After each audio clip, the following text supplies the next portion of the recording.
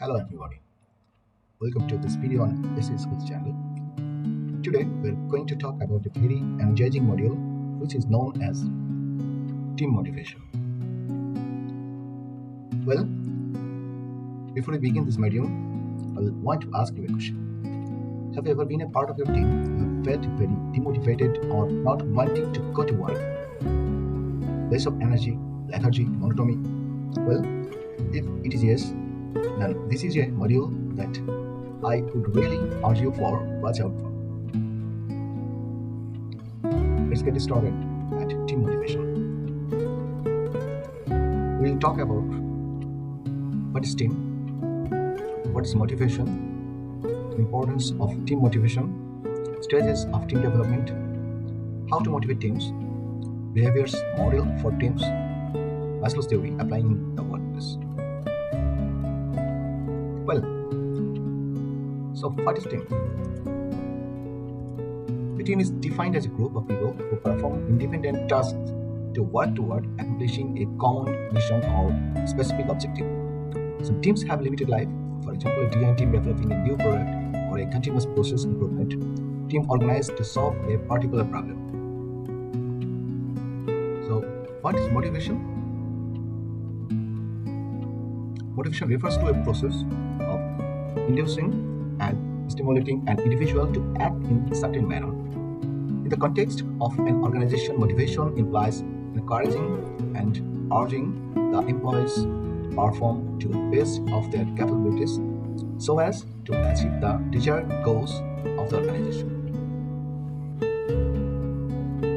We can boil things down to two motivational types: intrinsic and extrinsic. Both also have accompanying subtypes. Intrinsic motivation, or on the other hand, internal motivation, comes from within. It refers to when you do something for its own sake because it aligns with your interests, passions, or personal values. These motivators come with internal rewards, like the feeling of knowing you are following your life purpose. Extrinsic motivation, or external motivation, refers to external factors that drive you to do something. Extrinsic motivators are temporary in nature, so they are best used for short and medium-term projects.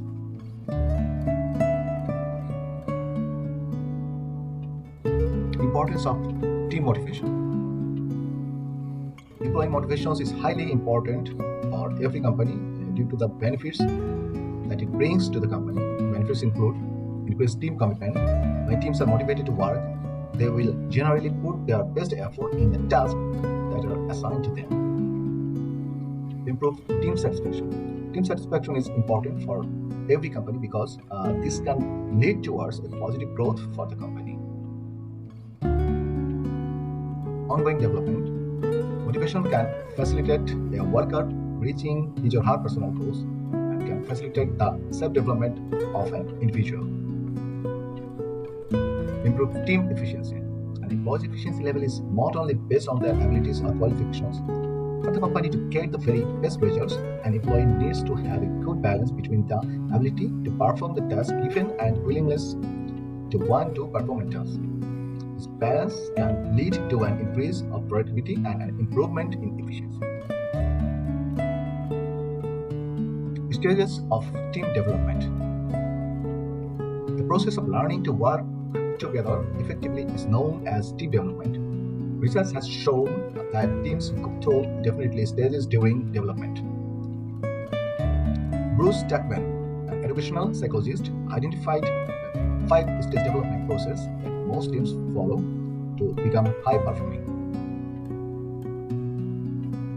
He called the stages forming, storming, norming, performing, and adjourning. Team progress through the stages shown in the following diagram. Forming stage. The forming stage involves a period of orientation and getting acquainted. Uncertainty is high during this stage, and people are looking for leadership and authority.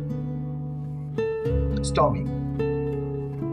The storming stage is the most difficult and critical stage to pass through.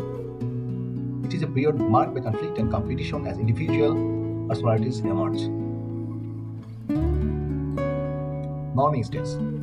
If teams get through the storming stage, conflict is resolved and some degree of unity emerges. The norming stage, consensus develops around who the leader or leaders are, and individual members' roles. Interpersonal differences begin to be resolved, and a sense of cohesion and unity emerges. Performing stage. In the performing stage, consensus and cooperation have been well established, and the team is mature, organized, and well functioning. This is a clear and stable structure, and members are committed to the team's mission. Problems and conflicts still emerge, but they are dealt with constructively. In the adjourning stage, most of the team's goals have been accomplished. Emphasis is on wrapping up final tasks and documenting the effort and results. As the workload is diminished, individual members may be reassigned to other teams and the team disbands.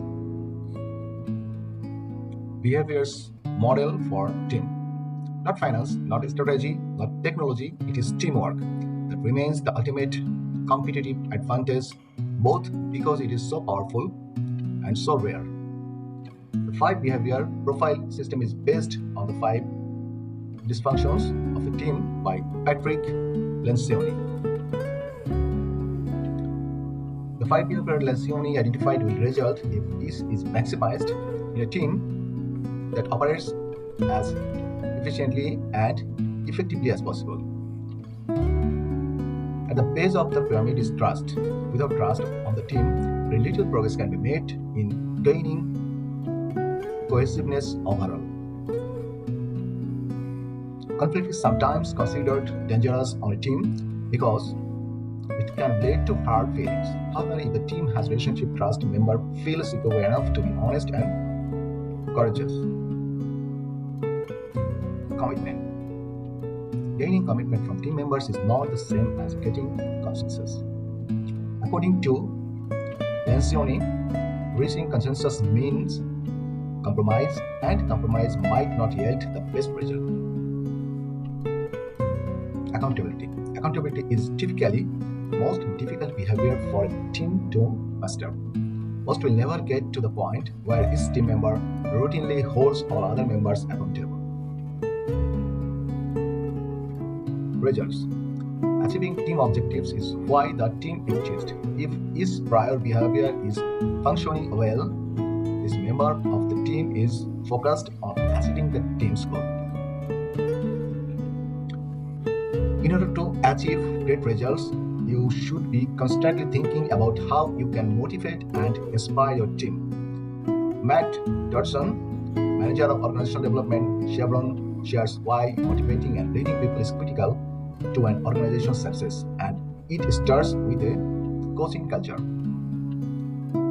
Share your vision and set clear goals. You can only motivate and inspire your team if they know what they are working towards. Make sure your employees are aware of your vision and what your ultimate goals are for the business. Communicate with your team. Part of clear goal setting relies on effective communication with your team. Communication is a two-way street, and you should make sure that there is a constant flow of communication between you and your employees. Encourage teamwork. Best kind of companies are those where everyone works together cohesively. First, make sure your team alignment is on point. A healthy office environment. Healthy and happy employees are more likely to feel motivated and engaged. Create a space that is enjoyable to work in and an office where your employees want to spend their time. The positive feedback and reward. The power of positive feedback is sometimes overlooked, but recognizing and applauding achievement inspires team members as they can see themselves progressing towards the goal of the company. For example, don't just say good job, explain why it was a good job and how it helped to benefit the business. This will not only motivate your employee but help them succeed with future work. Reward a team for hard work, whether this is in the form of monetary rewards, gift, perks, or more responsibility and independence. Provide opportunities for development. Team members feel more valuable when they are learning and upskilling. To motivate and inspire your team to achieve great results, you should provide your team with opportunities for growth and development. Give employees the space they need to thrive. A micromanaging boss can quickly stifle creativity. By giving your team space and autonomy, you clearly show that you trust them to get the work done in their own way. This can inspire individuals to find more efficient or streamlined ways of completing tasks, to discover gaps in their skill set or the department as they work. Habits that destroy workplace relationships. According to Globoforce, 78% of people who work between 30 to 50 hours per week actually spend more time with their co-workers than with their families. There are a few things that I personally have had to work on over the past years to destroy my workplace relationship. Workplace gossip doesn't just destroy relationship. Workplace gossip can convert a place of business into a battlefield where team members are forced to pick sides. Unreliability. When you have an unreliable person on your team, proves to everyone else that they don't follow through. Bullying. Think back to your childhood. Did you trust the bullying? Did you want to be around those kids who treated you poorly and made you feel abused? Of course not. Unfortunately, there are others who can also be considered bullies.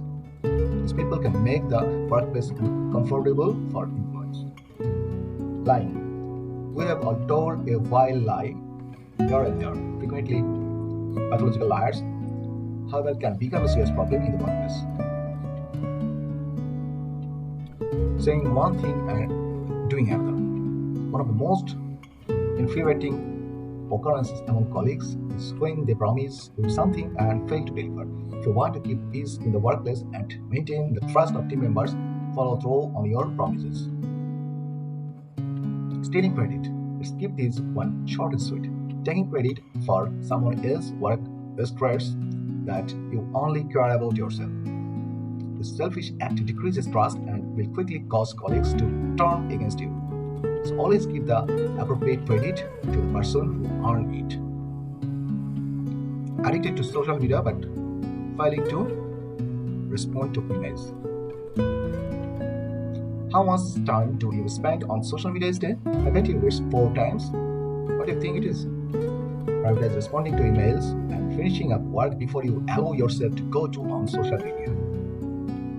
But being a team player, there are definitely times when working independently can be beneficial, such as completing a report before a deadline.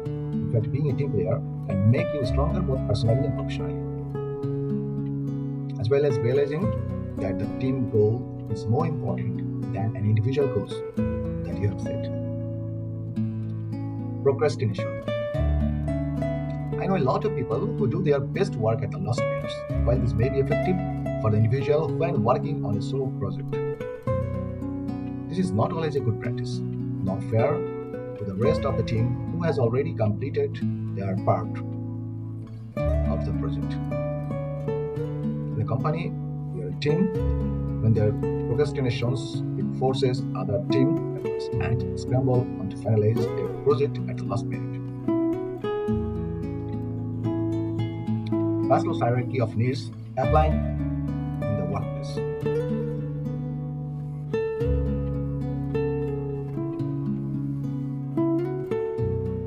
Physiological needs. The physiological needs in this hierarchy refers to the most basic human needs. Employees need access to vital services and opportunities, while at work to feel their most basic needs are being met. Safety. Safety is another vital need that can impact your overall satisfaction with your workplace. It is natural to worry about your own safety and the safety of your loved ones. Love and belongings. The love and belonging level of Maslow's hierarchy is slightly different in the workplace than it is in other areas of your life. If you don't feel a sense of belonging, you may not feel as engaged at work or as motivated to succeed. Esteem. Esteem is the belief that you are contributing to a higher goal and that the contribution you make are recognized. In the workplace, it is important to feel that you are growing, advancing, and achieving results, and that those around you recognize those results. When you have confidence in yourself and your abilities, as well as receive positive feedback and encouragement, you are more likely to succeed. The last one, self-actualization. Final levels of Maslow's hierarchy of needs is self-actualization, which translates to maximizing an individual's potential at work.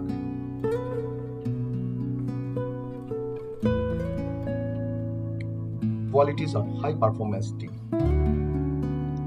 Members trust and mutual respect. Members of high-performance teams are aware of and recognize each other's expertise, working methods, and achievements.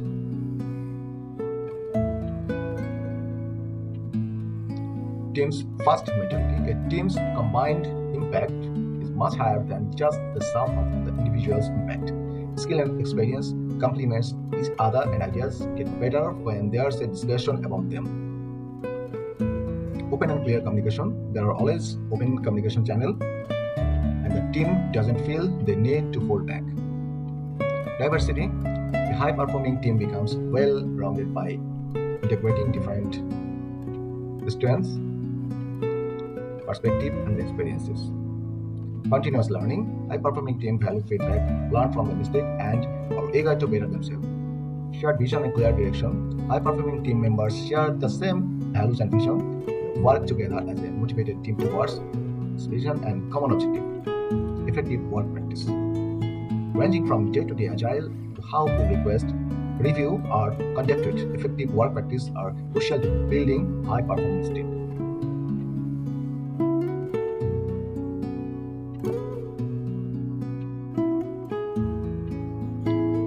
Well, friends, that brings us to the conclusion of this particular module on team motivation. We have understood in great detail today with regards to what is team, what is motivation, how to motivate your team members, factor affecting good working relationship.